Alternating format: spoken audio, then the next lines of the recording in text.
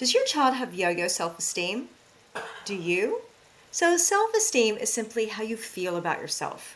And yo-yo self-esteem is self-esteem that goes up and down depending on the ups and downs of life. For example, you do well on a test, you feel good about yourself. You do poorly and you feel bad about yourself.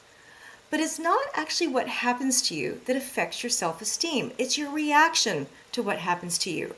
And your reaction is based on your beliefs about yourself and how you think about yourself. So if you have low self-esteem, if you believe I'm not very smart, and we take that test example that you failed, well, when you fail that test, that's just evidence that I'm not smart. That's what our brain does. It looks for evidence to validate our beliefs. But if you have stronger self-esteem and you believe either something like I'm smart or I try hard and you fail that same test, rather than getting down on yourself and thinking I'm not very smart, you might think something like, wow, I didn't know that material very well. I'd better go back and learn it or ask some questions. So wisdom coaches who are certified by Adventures in Wisdom teach kids how to have strong and solid self-esteem that doesn't rise and fall with the ups and downs of growing up. How do we do that?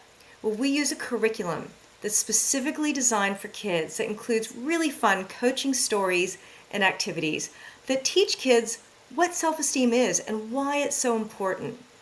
We teach them about belief systems and how to identify their belief systems that don't support them and how to shift those.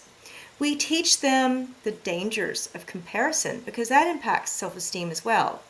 And we teach them how to proactively create self-esteem that's strong and to really honor their uniqueness. So these are all skills that kids can learn, and it's absolutely incredible to see kids' faces light up when they stand in who they are and they own their own power.